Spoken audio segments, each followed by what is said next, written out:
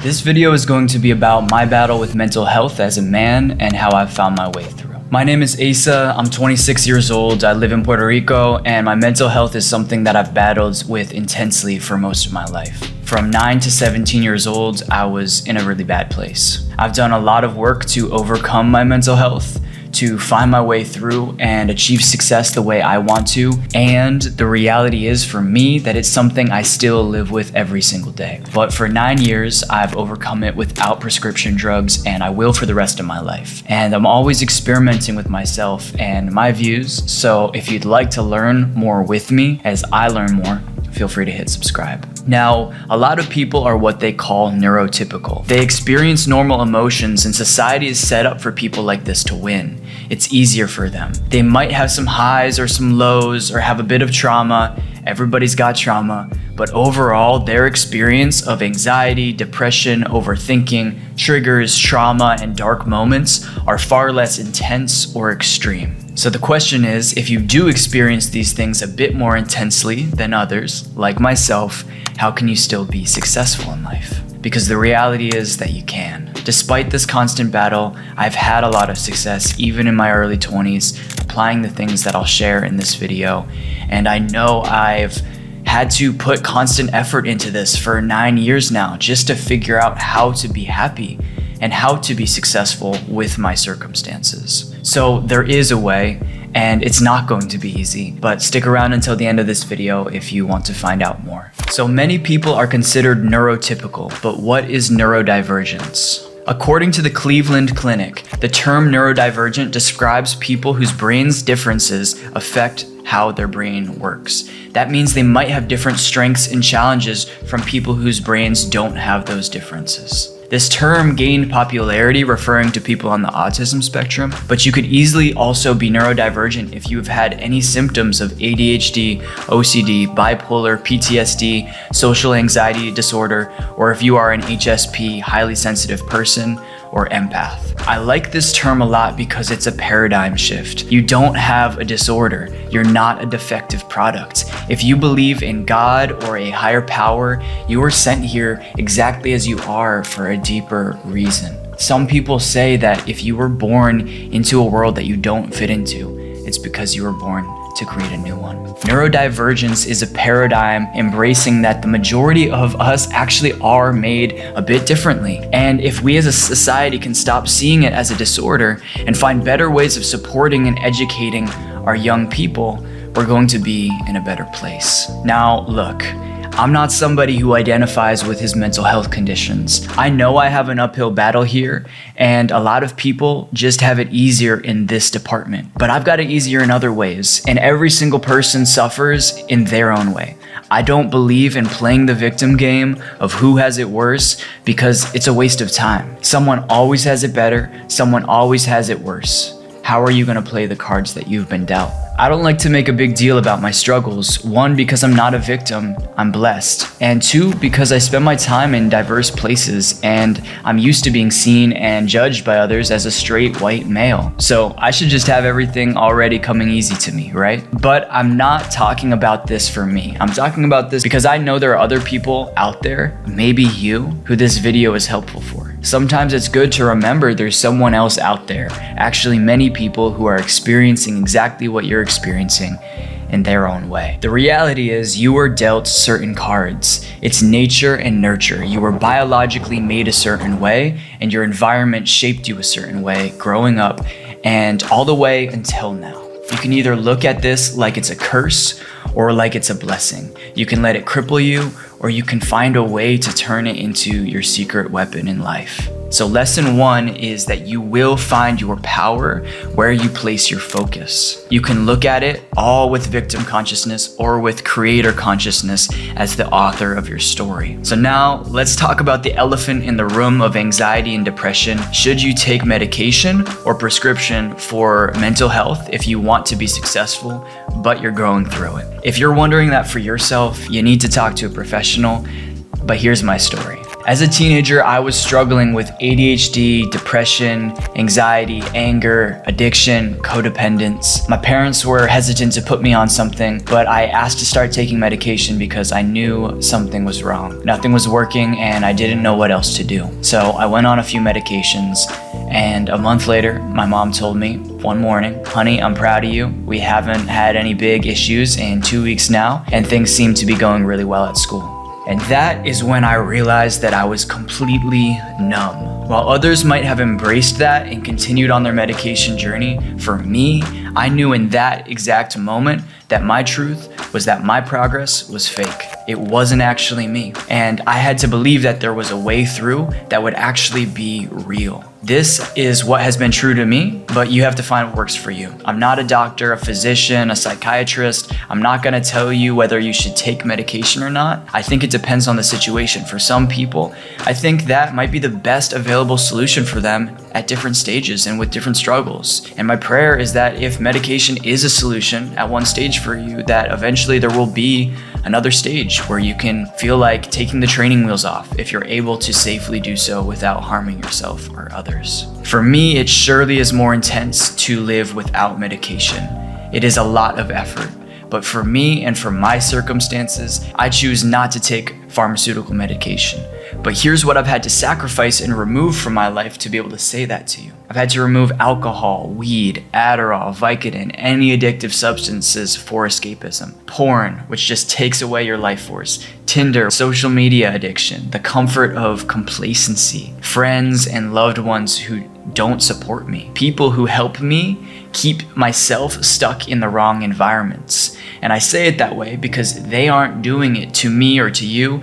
You're doing it to yourself and blaming them instead of taking responsibility. Toxic codependent relationships. Procrastination, that's a sneaky one. Binge eating, aka using food as a coping mechanism. I've had to sacrifice my negative self-talk. We are all our own worst enemy, and that has to change if you want to see progress in your mental health. I've had to remove my lack of boundaries and create them, along with a lack of structure, operating without a clear plan for your life. I've had to remove this fear of failure, perfectionism, impulse spending, gossiping, because talking negatively about anybody only damages yourself. I've had to remove comparison, excuses, and imposter syndrome. For example, even making this video, there's still a voice telling me that until I never feel anxious or depressed, I shouldn't talk about it.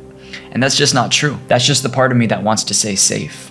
And safety is important, but equally important is growth. And lasting growth happens by meeting the edge of your nervous system and slowly adapting and expanding your capacity over time. You have to understand that whatever your coping mechanisms are, coping isn't something to be ashamed of. We all do it. It's actually a natural part of our biological wiring to try to find a way to feel good again. You're just trying to fill your battery back up because it got drained, because something took a lot of energy, and you're just not sure what to do. But knowing that, you then have to guide yourself into more proactive and long-term beneficial solutions for filling up your battery, because the vices will just make you crash and burn. So what do I do alternatively to win the battle of my mental health struggles? It starts with understanding the neurological 3-step framework of all habits. There's a trigger moment followed by a behavioral response and then a reward. A trigger could be that I got overwhelmed when something happened in my business, or burnt out after spending too many hours looking at the screen. The behavioral response could be going to any of those vices to cope. The reward is the feel-good chemicals, the dopamine from sugar, social media, or an ejaculation, oxytocin from connection. The reward is also escaping the discomfort, avoiding the uncomfortable feelings, triggers, trauma, or fear. As long as you're preoccupied with your worst vice, you don't have to sit and feel the pain that's present. See, I know that you're sneaky just like the rest of us. But the point is, we can't change this neurological framework. It's part of our human hardware, but we can work with it. We can update the software, the operating system. Now, if you're like me and you're neurodivergent, or if you struggle with ADHD, anxiety, depression, HSP, or intense emotions, you're probably pretty self-aware. And when you see yourself coping through this bad habit response, you're extra likely to spiral, to get all up in your head, to go into shame, and isolation, to judge yourself and say abusive things to yourself that you'd never say to anybody else. This just adds a whole layer to your suffering and makes it harder to create lasting change. And in this framework, if you want to remove the vices in your life, your old habits, old ways of being, old identities, then you have to replace them. If there's no tangible replacement to fill the space, you're just going to repeat the same vice again and again. The reality is, I am more prone to mental health issues than others, but I use that as a power. Because of that, I have no choice but to put more effort into myself to grow and to heal. Because where others could choose to be complacent, that would be more dangerous for me. My system requires a high level of care from me to create the vision I have, to be a successful CEO and to scale my business,